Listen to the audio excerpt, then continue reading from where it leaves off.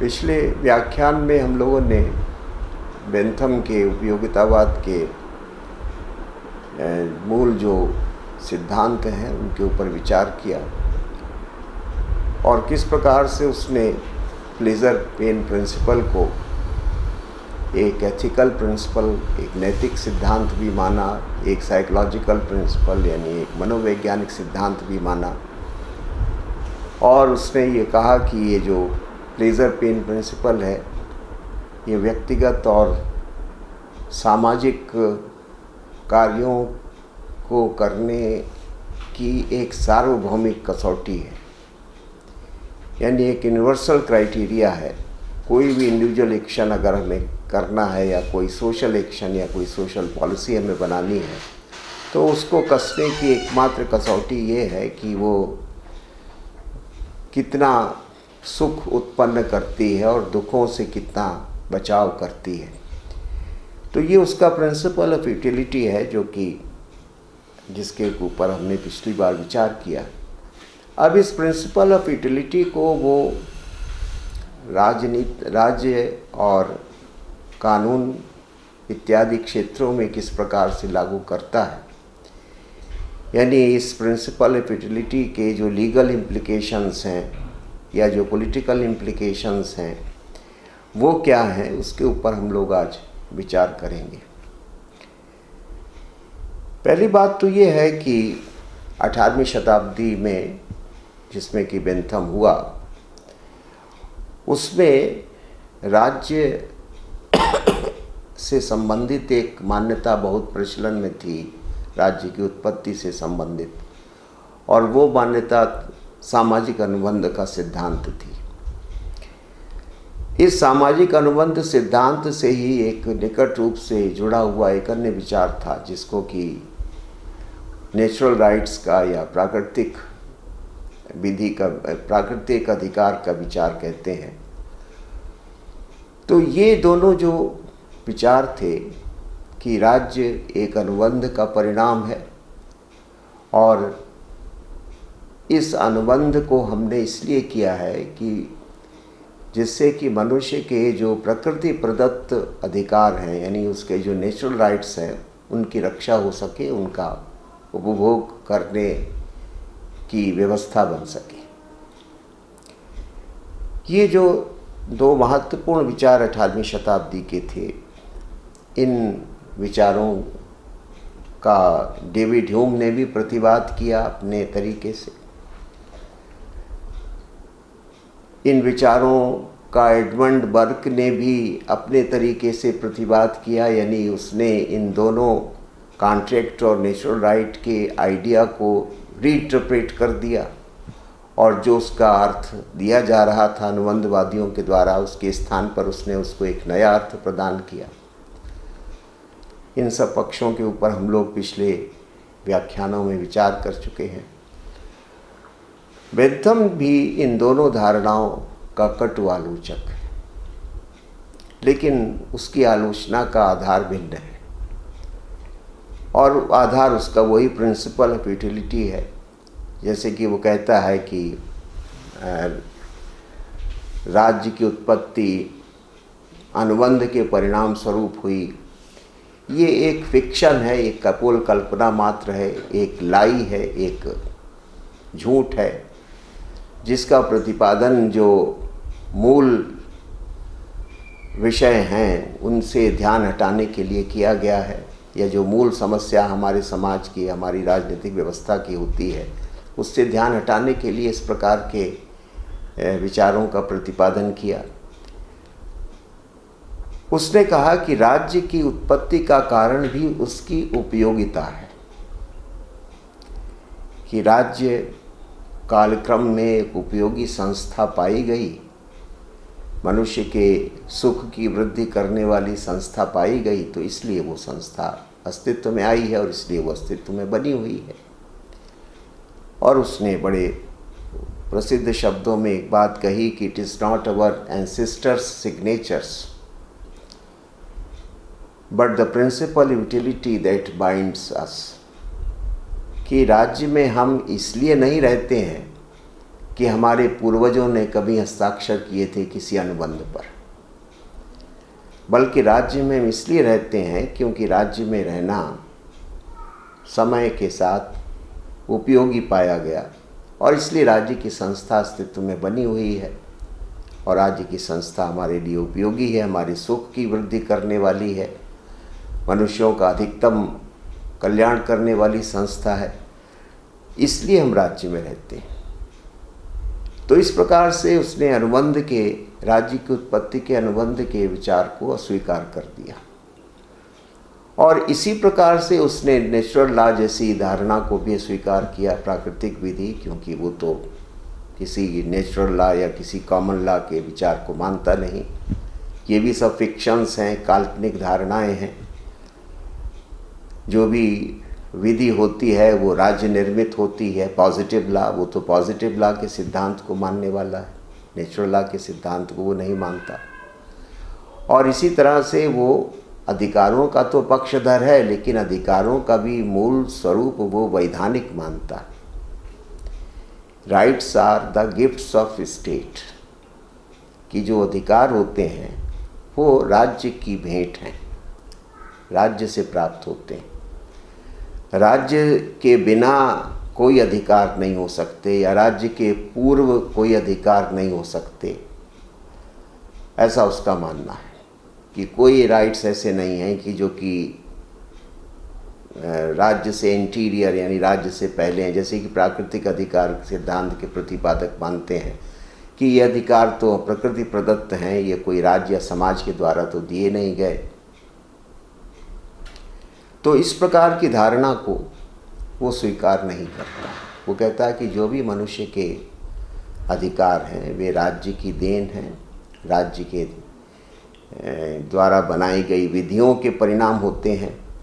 यानी वो natural rights theory के स्थान पर लीगल राइट्स थियरी को मानता है कि राज्य, मनुष्य के अधिकार वैधानिक होते हैं, प्राकृतिक नहीं।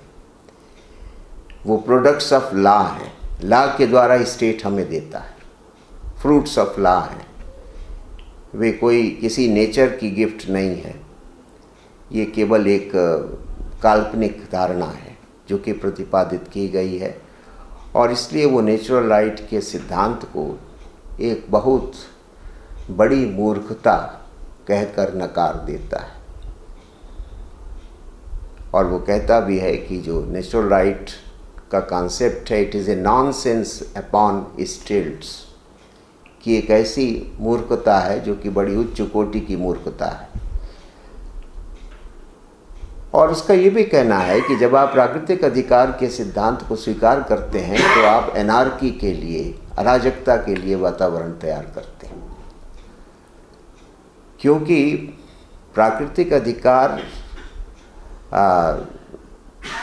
का सिद्धांत प्राकृतिक अधिकार का सिद्धांत अधिकारों को राज्य की कसौटी बना देता है कि कोई भी राज्य श्रेष्ठ या श्रेष्ठ इस आधार पर है कि वो इन प्राकृतिक अधिकारों को कितना महत्व या संरक्षण प्रदान करता है, और कोई भी राज्य इन प्राकृतिक अधिकारों का अपहरण नहीं कर सकता, उनमें कोई कमी नहीं कर सकता। और इन प्राकृतिक अधिकारों का अगर कोई राज्य अपहरण करता है, इनमें हस्तक्षेप करता है, तो व्यक्ति को राज्य के विरुद्ध भी विद्रोह करने का अधिकार है, जैसा कि लॉक जैसे अनुबंधवादियों ने कहा। तो बेंथम कहता है कि इसका मतलब ये है कि प्राकृतिक अधिकार की धारणा एक एनार्की की संभावना को भी उत्पन्न करती है, अराजकता की संभावना को भी उत्पन्न करती है, क्योंकि इन प्राकृतिक अधिकारों को हमने इतना पवित्र, इतना सैक्रोसेंक्ट मान लिया है कि इनके लिए हम राज्य जैसी महान और श्रेष्ठ संस्था को भी चुनौती देने का संकल्प कर सकते हैं।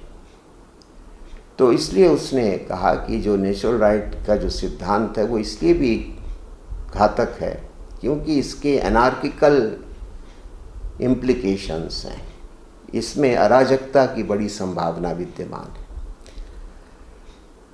तो इसलिए वो प्राकृतिक अधिकार के सिद्धांत के स्थान पर वैधानिक अधिकार के सिद्धांत की मान्यता का प्रतिपादन करता है।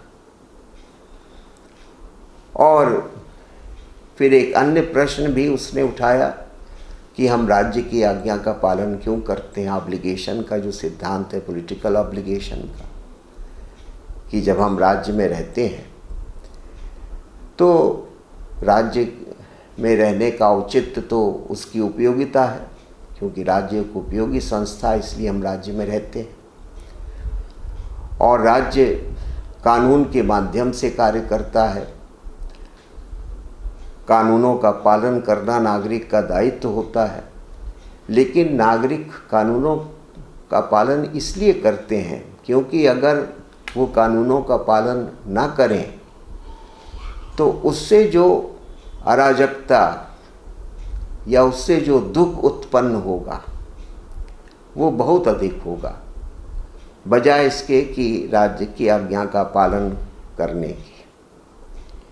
यानी राज्य की आज्ञा का पालन भी राज्य की उपयोगिता के कारण किया जाता है, कि राज्य एक उपयोगी संस्था है, इसलिए हम राज्य की आज्ञा का पालन करते हैं।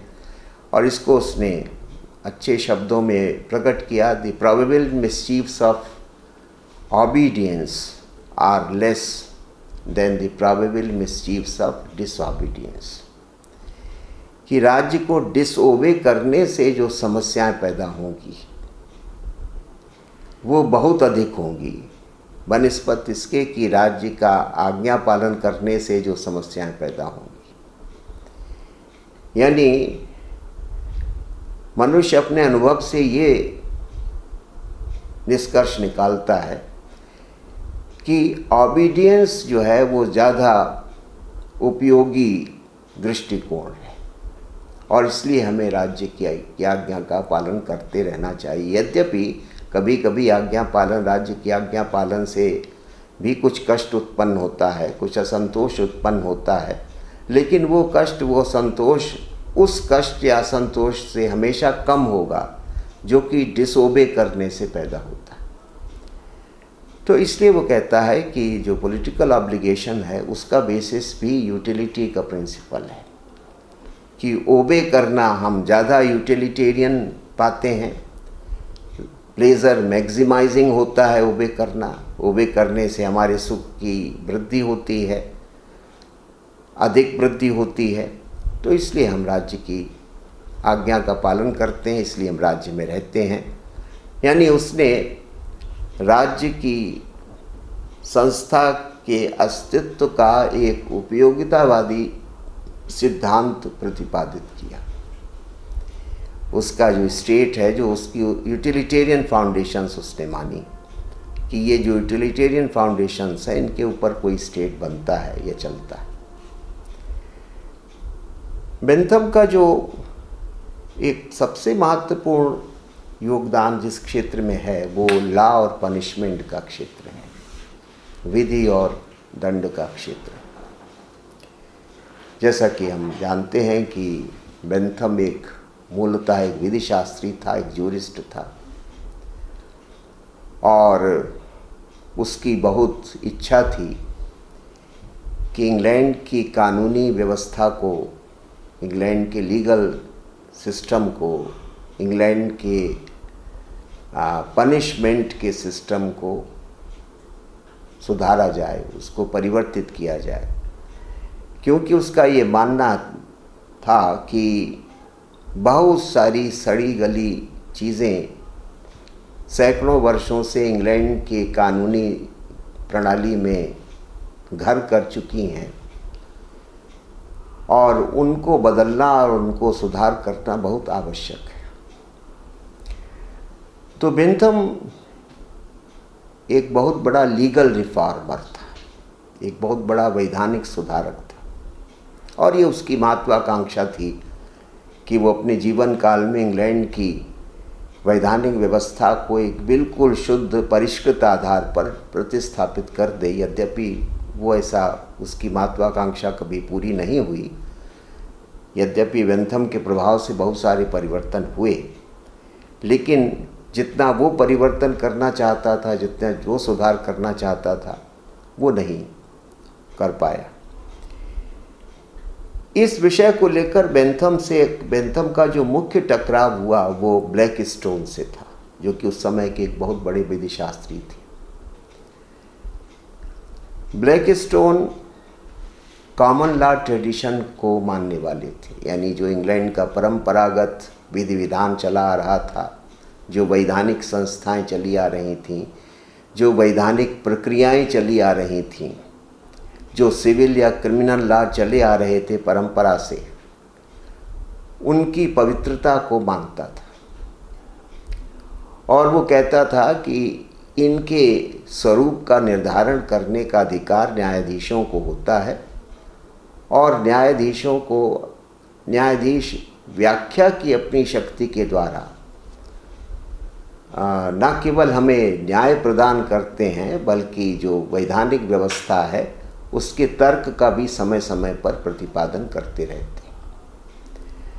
तो ब्लैकस्टोन कॉमन लॉ ट्रेडिशन का बहुत प्रबल समर्थक था, और उसका मानना था कि इसमें बहुत ज़्यादा छेड़छाड़ करने की आवश्यकता नहीं है, क्योंकि ये हमारे इतिहास को, हमारी पहचान को आत्मसात किए हुए हैं, और जज जो है वो इंटरप्रिटेशन के द्वारा इनमें जहाँ जब सुधार की ज़रूरत होती है तो वो करते भी रहते हैं।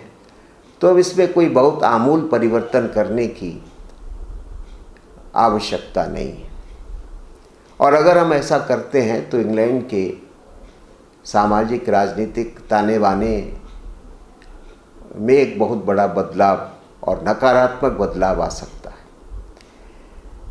लेकिन बेंथम तो कॉमन लॉ ट्रेडिशन का बहुत बड़ा आलोचक था।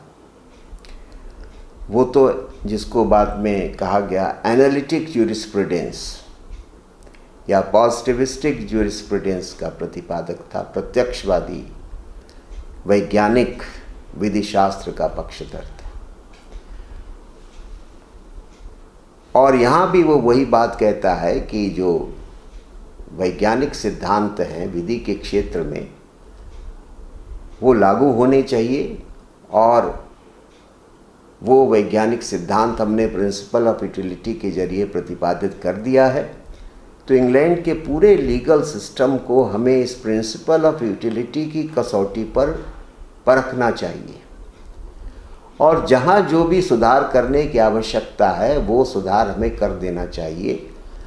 कॉमन लॉ ट्रेडिशन से चिपक कर बैठे रहना ये उचित नहीं है, उससे समाज को, जनता को बहुत कष्ट हो रहा है, और कानून की आड़ में जो वकालत का पेशा है वो अनावश्यक रूप से फल फूल रहा है, क्योंकि जो वकील हैं वो लोगों की अज्ञानता का या कानून की पेचीदगियों का फ़ायदा उठाकर धन कमाते हैं, और जनता जो है इस कानूनी सिस्टम के अंदर पिसती रहती है। तो इसलिए उसने विधि शास्त्र को और विधि विधान के क्षेत्र को आमूल रूप से परिवर्तित करने का विचार प्रतिपादित किया। यानी वो ब्लैकस्टोन से बिल्कुल भिन्न दृष्टिकोण रखता था, और वो प्रत्यक्षवादी दृष्टिकोण का प्रतिपादक था, और वो मानता था कि हमें इंग्लैंड की विधि प्रणाली पर उपयोगितावादी दृष्टि से विचार करना चाहिए, और जहाँ जो सुधार अपेक्षित है वो करना चाहिए। जैसा कि उसने कहा भी कि we can rear the fabric of felicity by hands of reason and law. जो प्रिंसिपल ऑफ यूटिलिटी है, जो ग्रेटेस्ट हैप्पीनेस प्रिंसिपल है, इसको कसौटी बनाकर विवेक संगत वैज्ञानिक विधि प्रणाली को इंग्लैंड में विकसित करने का कार्य करना चाहिए। यानी वो कहना ये चाहता है कि ज्यूरिस्प्रूडेंस का काम, विधि शास्त्र का काम एक्सपोजिटरी नहीं है, यानी व्याख्या करने का नहीं है, बल्कि समीक्षा करने का है, सेंसोरियल है। जो विधि शास्त्री होता है उसको क्रिटिकल तरीके से हमेशा चीज़ों को देखना चाहिए, कि जो विधियां चल रही हैं, जो प्रक्रियाएं चल रही हैं, जो न्यायिक संगठन विद्यमान हैं, अब क्या वे समय की आवश्यकताओं को या जनता की आवश्यकताओं को पूरा करने में सहायक हैं या बाधक हैं। तो इसलिए एक विधि शास्त्री का दृष्टिकोण सेंसोरियल होना चाहिए, एक्सपोजिटरी नहीं, क्रिटिकल होना चाहिए, डिस्क्रिप्टिव नहीं, कि केवल डिस्क्राइब कर देना नहीं है, बल्कि क्रिटिकली चीज़ों को देखना, एग्जामिन करना। दूसरे शब्दों में वो कहता है कि एक विधि शास्त्री की जो अप्रोच है वो टेक्निकल नहीं बल्कि नेचुरल होनी चाहिए। कॉमन लॉ ट्रेडिशन जो है वो तमाम कानूनी सटिलिटीज़ में, बारीकियों में जकड़ा हुआ है, जिसका फ़ायदा वकील लोग उठाते हैं और जिससे जनता को न्याय नहीं बल्कि जनता के साथ अन्याय होता रहता। तो इसलिए हमें उस तमाम टेक्निकल और कॉम्प्लेक्सिटी से इंग्लैंड की कानूनी प्रणाली को बाहर लाना है और नेचुरल जस्टिस के प्रिंसिपल को फॉलो करते हुए, नेचुरल मेथड को फॉलो करते हुए पूरी व्यवस्था को के ऊपर दृष्टिपात करना चाहिए और जहाँ जो सुधार अपेक्षित है वो करना चाहिए। ख़ास तौर से उसने कहा कि सिविल और क्रिमिनल लॉ, जो नागरिक और जो आपराधिक विधियाँ हैं, इसमें बड़ा सुधार करने की आवश्यकता है। इसमें बहुत सारी कमियां हैं, बहुत सारे ऐसे अपराध, बहुत सारे ऐसे विवाद जो कि अब आज के दौर में जिनका कोई अर्थ नहीं रह गया है, वो उसमें पड़े हुए हैं। तो इसलिए एक तो इसको हमें रिफॉर्म करना है, अपडेट करना है इंग्लैंड के सिविल और क्रिमिनल लॉ। दूसरा, जो हमारे यहाँ लीगल प्रोसीजर्स हैं वो इतने कॉम्प्लिकेटेड हैं, इतने जटिल हैं कि न्याय मिलने में बहुत लंबा समय लग जाता है। ना केवल न्याय देर से मिलता है बल्कि न्याय बहुत खर्चीला भी हो गया है और प्रायः न्याय की जगह अन्याय होता। तो इसलिए जो लीगल प्रोसीजर है उसको भी ठीक करने की, उसका भी सुधार करने की आवश्यकता है। और फिर जो लीगल ऑर्गेनाइजेशन है, जो हमारे यहाँ कोर्ट्स की व्यवस्था है, कचहरी की व्यवस्था है, इसको रीऑर्गेनाइज करने की आवश्यकता है। हम लोग जानते हैं कि इंग्लैंड में बहुत पुराने समय से अनेक प्रकार की अदालतें, अनेक प्रकार के कोर्ट्स छोटे स्तर से लेके ऊपर तक विद्यमान थे और वो जो न्यायिक संगठन था वो इतना उलझा हुआ था कि एक साधारण व्यक्ति के लिए समझना मुश्किल था कि उसको किस मामले के लिए कहाँ जाना चाहिए। तो इसलिए उसने कहा कि जो लीगल ऑर्गेनाइजेशन इंग्लैंड का है इसमें भी सुधार करने की आवश्यकता है, जिससे कि न्याय मिलने में देरी ना हो, जिससे कि जो वकील लोग हैं वो अनावश्यक विवादों को खींचे ना और जनता का शोषण करने की स्थिति में ना हो। जो डिलेज होती हैं लायर्स की टैक्टिक्स की वजह से, वो ना हो और इस तरह से जो लोगों को एक्सप्लॉइट करते हैं वो ना हो। फिर उसने कहा कि एक अन्य क्षेत्र है पनिशमेंट का, जहाँ सुधार करने की बहुत आवश्यकता है, क्योंकि इंग्लैंड में छोटे छोटे अपराधों के लिए, पेटी क्राइम्स के लिए, पेटी ऑफेंसेस के लिए बहुत ही फेरोशियस पनिशमेंट्स मिलते हैं, बड़े गंभीर दंड मिलते हैं। यानी अपराध और दंड का कोई अनुपात ही नहीं। छोटी मोटी चोरी के लिए बड़ी कठोर सजाएं मिलती हैं। तो इसलिए ये सिस्टम भी बदलने की आवश्यकता है कि जैसा अपराध हो उसके अनुसार दंड होना चाहिए, प्रपोर्शनेट होना चाहिए, डिसप्रपोर्शनेट नहीं। फिर जो न्यायालयों के जो कार्यक्षेत्र हैं, जो जुरिस्डिक्शन है, वो ओवरलैपिंग है।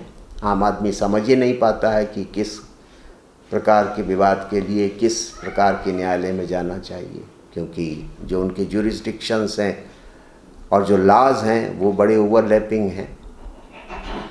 फिर जो कॉमन लॉ जो है वो इतना टेक्निकल है कि उसको इंटरप्रेट करने करना पड़ता है और इंटरप्रिटेशन का काम करके जजेस उसको और जटिल बना देते हैं और उसको दुर्बोध बना देते हैं। तो यहाँ पर भी सुधार करने की आवश्यकता है। फिर जो इंग्लैंड के जो कानून हैं वो बड़े ऑब्सक्योर लैंग्वेज में, बड़ी स्पष्ट दुर्बोध भाषा में लिखे हुए हैं। आम आदमी तो उनके समझ नहीं सकता जब तक कि वकील न इंटरप्रेट करके बताए, तो हम स्वयं तो समझ नहीं सकते। और बहुत सारी विधियां तो ऐसी हैं कि वे बड़ी अस्पष्ट हैं, उनमें बड़ी ऑब्सक्योरिटी है कि आखिरकार इस कानून का सम्यक आशय या अर्थ क्या होता। तो ये जो सब बुराइयां वैधानिक क्षेत्र में व्याप्त थी, बेंथम इन सभी का सुधार और निराकरण करना चाहता था और उसके लिए उसने एक सूत्र दिया कि कानून को सिंप्लीफाई किया जाए। पहली बात तो कानूनों का सरलीकरण किया जाए जिससे जनता खुद समझ सके हर कानून को, और आवश्यकता पड़े तो अपने केस को भी कोर्ट में खुद प्लीड कर सके, खुद अपने केस को प्रेजेंट कर सके। Every man his own lawyer, ये उसका आइडियल था कि हर आदमी अपना वकील खुद बनने की स्थिति में हो। तो इसके लिए एक तो यह है कि कानूनों को सिंप्लीफाई करना बहुत आवश्यक है, भाषा की दृष्टि से, विषय की दृष्टि से, जुरिस्डिक्शन की दृष्टि से। तो एक तो ये सिंप्लीफिकेशन का काम होना चाहिए। और फिर इसके साथ साथ कोडिफिकेशन ऑफ लॉ का वो बहुत बड़ा पक्षधर था कि एक लीगल कोड, इंग्लैंड में उस समय कोई कोड नहीं था उस तरह से, कॉमन लॉ ट्रेडिशन में कानून थे, बिखरे हुए थे सब, एक ही प्रकार के अपराध के लिए अनेक प्रकार के कानून थे और अदालतें कब किस कानून के आधार पर निर्णय कर रही हैं ये तय करना मुश्किल हो जाता था। तो उसने कहा कि कानूनों को संहिताबद्ध, कोडिफाई करने की आवश्यकता है जिससे उनमें क्लैरिटी आए, लोग उसको एक जगह एक पुस्तक के रूप में कोई चीज़ उपलब्ध है तो हम समझ सकते हैं कि भाई ये अपराध है तो इसकी ये सज़ा है, ये चीज़ अपराध है, ये चीज़ अपराध नहीं है। जबकि इंग्लैंड में जज मेड लॉ का सिस्टम था कि जो कानून थे उनको बनाने का काम न्यायाधीश लोग करते थे अब सुनवाई के दौरान इंटरप्रिटेशन की अपनी शक्ति के द्वारा। तो बेंथम ने कहा कि जज मेड लॉ से और बात उलझती है क्योंकि जज होता है उसका अपना सब्जेक्टिव व्यू होता है, एक ही विषय पर दो जज अलग अलग विचार रख सकते हैं।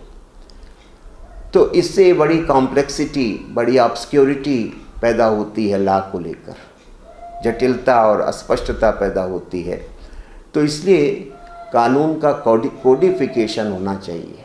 जज मेड लॉ की जो प्रैक्टिस हमारे यहाँ देश में है, कॉमन लॉ ट्रेडिशन जिस पर आधारित है, उसका वो विरोधी था।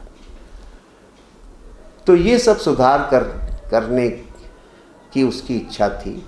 इसमें बहुत सारे सुधार वो अपने जीवन काल में करने में समर्थ भी हुआ था, जनमत को तैयार करके, विधि शास्त्रियों को तैयार करके, संसद को तैयार करके, लेकिन बहुत सारा कार्य वो अपने जीवन में नहीं भी कर पाया था।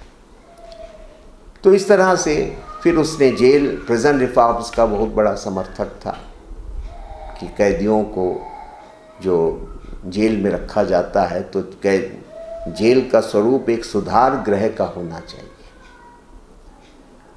वो एक परगेटरी का नहीं बल्कि एक वो रिफॉर्मेटरी का स्वरूप होना चाहिए कि वहाँ पर इस प्रकार का वातावरण हो, इस प्रकार की वहाँ की प्रशासनिक व्यवस्था। उसने एक मॉडल दिया पेनाप्टियन का कि किस तरह से कैदियों को सुपरवाइज किया जाए, उनके साथ कैसे व्यवहार किया जाए, जिससे जेल एक सुधार गृह बने और जेल से जब कोई भी व्यक्ति बाहर आए तो वो और बेहतर व्यक्ति के रूप में सामने आए। ऐसा ना हो कि जेल में उसका रहना उसको अब उसकी अपराध की प्रवृत्ति को और मजबूत कर दे, उसको और कठोर बना दे, बल्कि ये कि उसके अंदर अपराध छोड़ने की प्रवृत्ति पैदा हो, वो एक सामाजिकता के गुणों से युक्त होकर जेल से बाहर आए।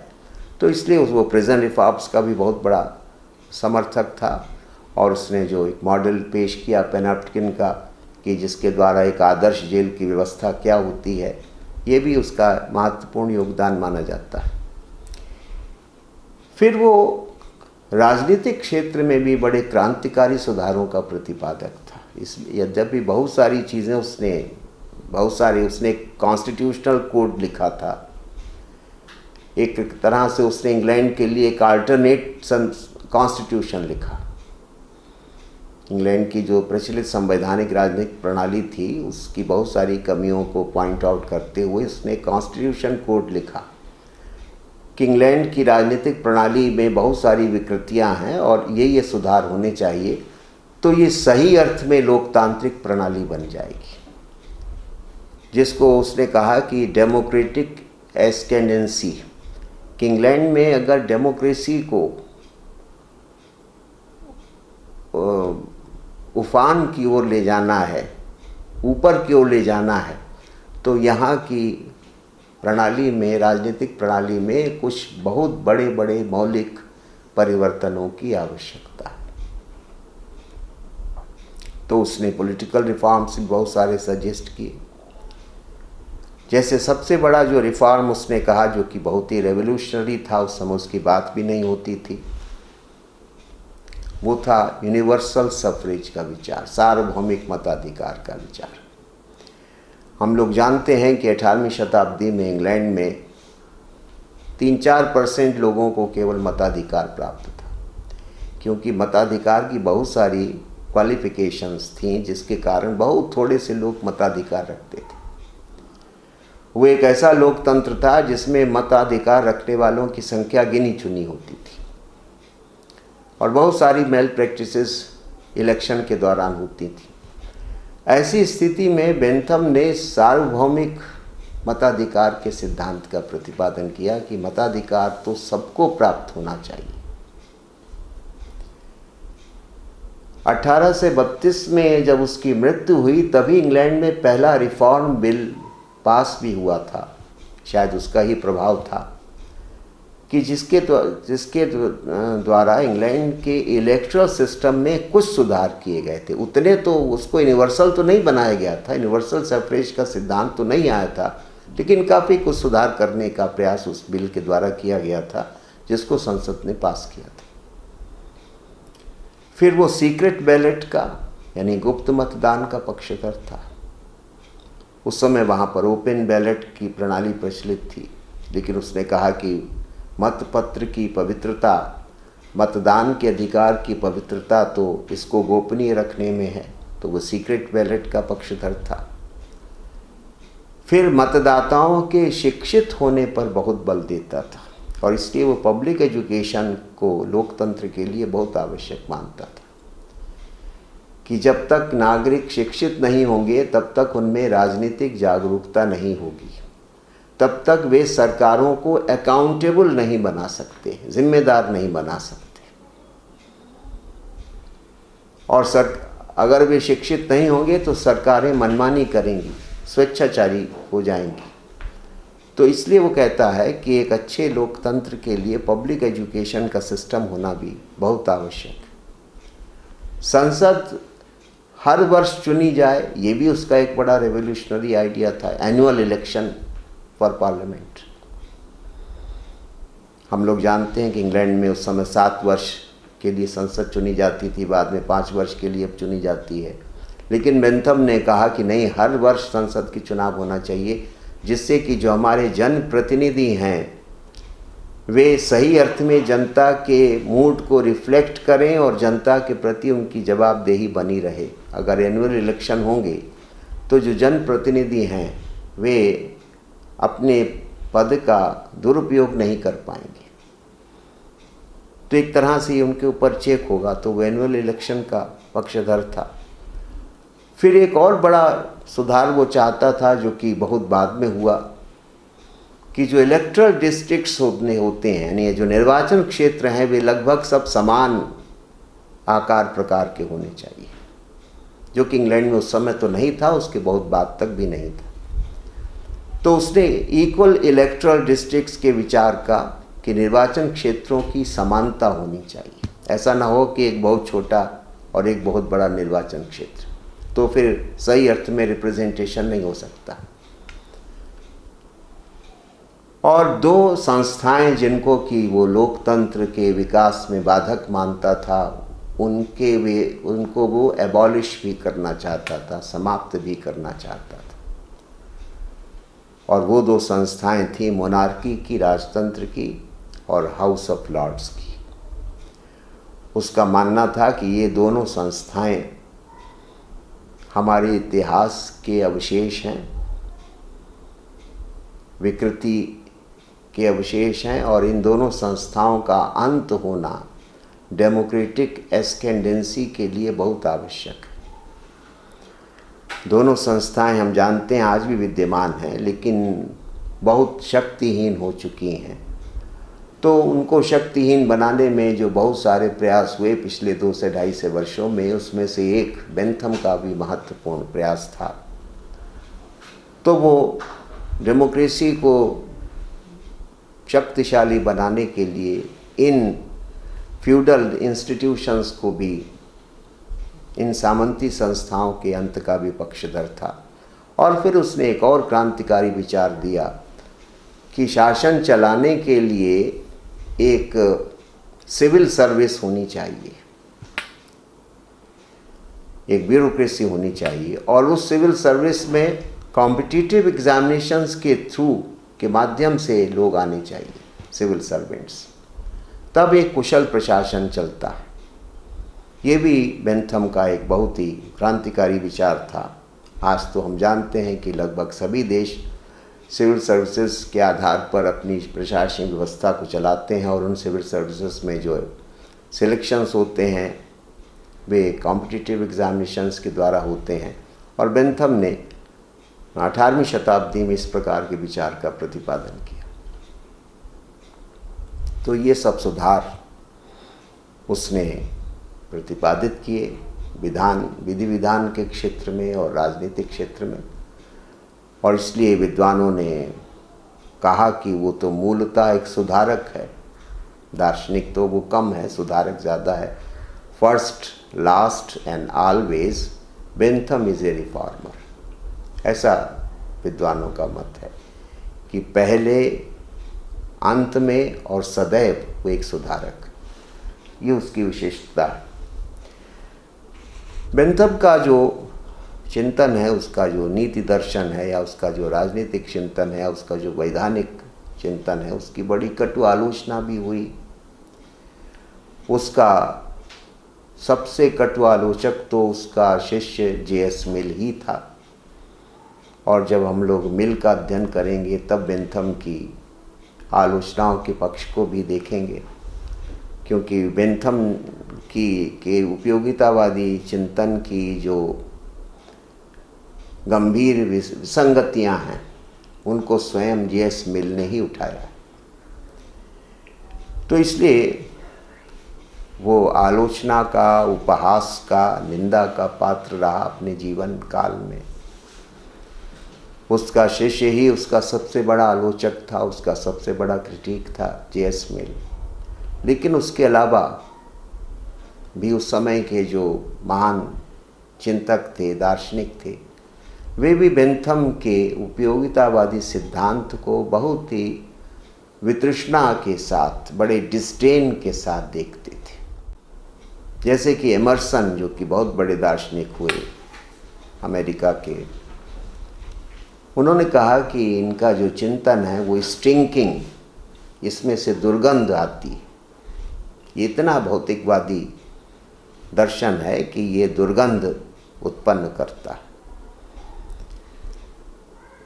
नीत्शे, जो कि एक बड़े दार्शनिक हुए जर्मनी के 19वीं शताब्दी के, तो नीत्शे कहते हैं कि he is an overwhelming mediocre, कि वो बहुत ही बड़े दर्जे का बेवकूफ़ व्यक्ति, he is an overwhelming mediocre, ऐसा नीत्शे ने उसके विषय में कहा। विलियम हैज़लिट, जो कि खुद बहुत बड़े साहित्यकार थे, समीक्षक थे, क्रिटिक थे, लिटरेरी क्रिटिक थे इंग्लैंड के, तो उन्होंने बेंथम के विषय में कहा कि बेंथम तो कानून जैसे जटिल विषय को एक सीधा सादे सिस्टम में परिवर्तित करना चाहते हैं और मनुष्य की बुद्धि को मशीन में परिवर्तित करना चाहते हैं।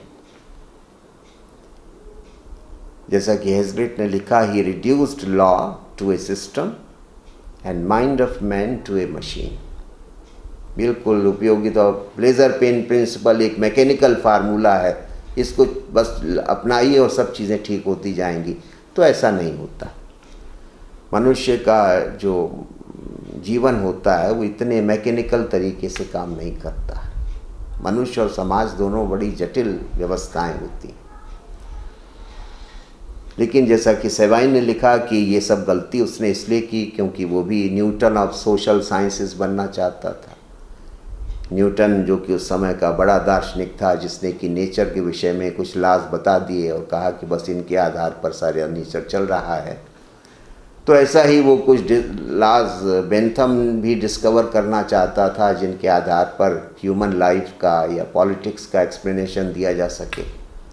तो सेवाइन कहते हैं कि वो भी न्यूटन ऑफ सोशल साइंसेस बनना चाहता था और इस चाहत में बड़ी बड़ी गलतियां वो भी कर बैठा, क्योंकि सामाजिक राजनीतिक जीवन इतना सीधा साधा नहीं होता जितना कि वो समझता था। शुम्पीटर ने उसकी समीक्षा में लिखा कि shallowest of all conceivable philosophies of life, कि एक बहुत ही शैलो, बहुत ही उथला जीवन दर्शन उसने प्रतिपादित किया। Shallowest of all conceivable philosophies of life, कि बहुत सारी फिलॉसफीज ऑफ लाइफ प्रतिपादित की गई हैं, लेकिन इतनी शैलो प्लेजर पेन प्रिंसिपल को केवल जीवन का अल्टीमेट क्राइटेरिया बना देना, और जैसा कि आगे चल के दूसरे लोगों ने कहा एक तरह से पिग फिलॉसफी, एक शूकर दर्शन उसने जो प्रतिपादित किया उपयोगितावाद के नाम पर। तो शुम्पीटर कहते हैं कि बहुत ही शैलो, बहुत ही उथली हुई, बहुत ही हल्की जीवन दृष्टि का उसने प्रतिपादन किया।